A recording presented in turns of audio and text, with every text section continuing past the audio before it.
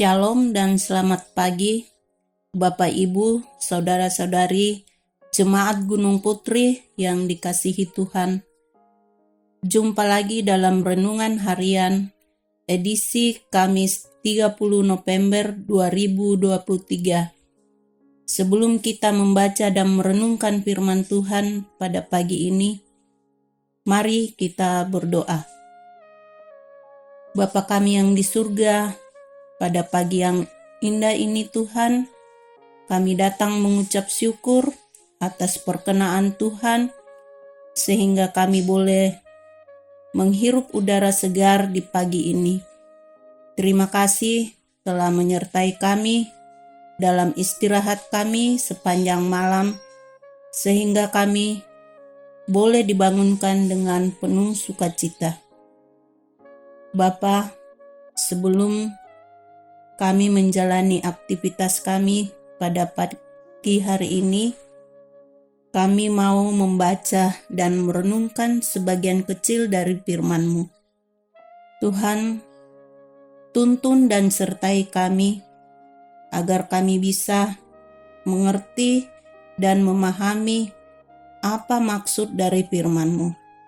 Kuasai hati dan pikiran kami, agar firman-Mu yang kami baca dan renungkan tidak berlalu begitu saja, tetapi menjadi remah dalam hati kami dan dapat kami terapkan dalam kehidupan kami.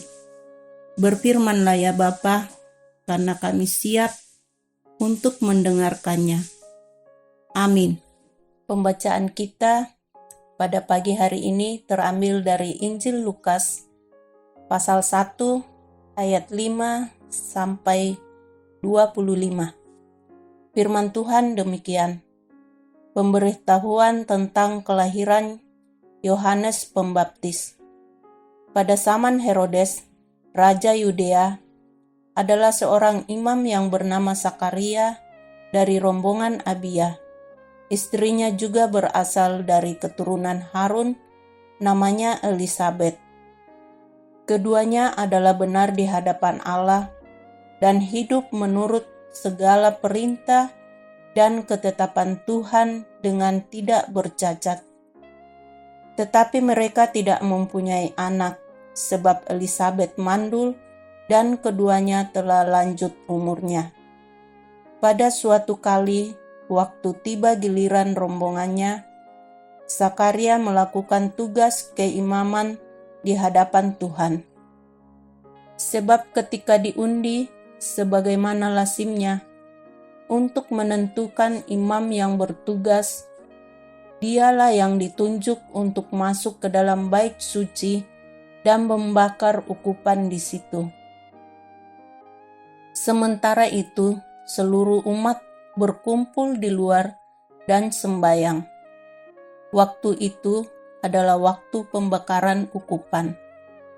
Maka tampaklah kepada Sakaria seorang malaikat Tuhan berdiri di sebelah kanan mezbah pembakaran ukupan. Melihat hal itu, ia terkejut dan menjadi takut.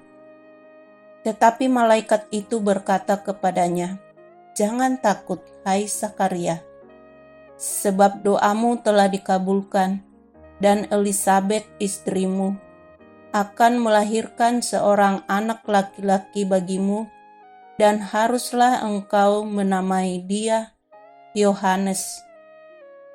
Engkau akan bersukacita dan bergembira.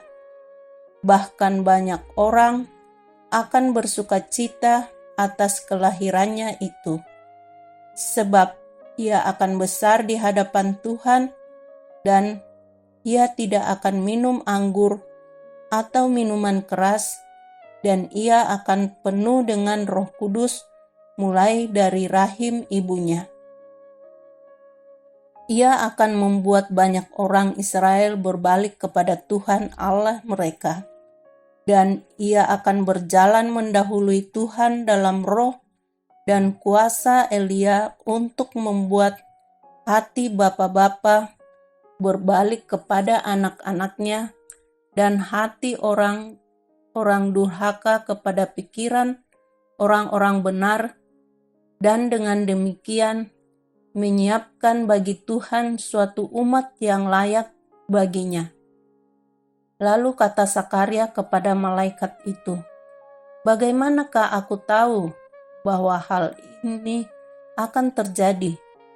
Sebab aku sudah tua dan istriku sudah lanjut umurnya." Jawab malaikat itu kepadanya, "Akulah Gabriel yang melayani Allah, dan aku telah diutus untuk berbicara dengan engkau dan untuk menyampaikan kabar baik ini kepadamu.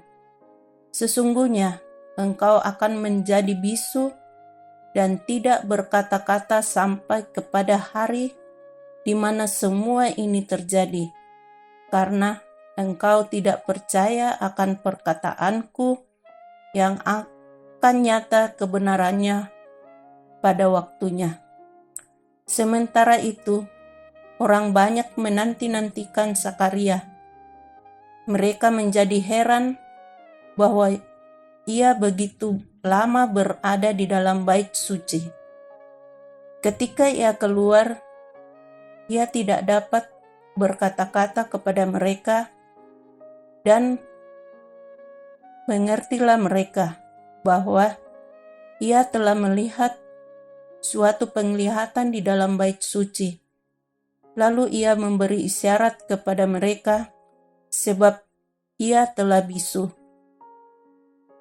Ketika selesai jangka waktu tugas jabatannya, ia pulang ke rumah. Beberapa lama kemudian, Elizabeth, istrinya, mengandung, dan selama 5 bulan ia tidak menampakkan diri, katanya. "Inilah suatu perbuatan Tuhan bagiku, dan sekarang ia berkenan menghapus aibku di depan orang." Amin. Tema renungan kita pada pagi hari ini yaitu Tuhan melihat hatimu, atau dalam bahasa Toraja, Puang untiro batengmu. Lukas 1 ayat 6 menceritakan Sakaria dan Elizabeth sebagai hamba Tuhan yang hidupnya tidak bercacat.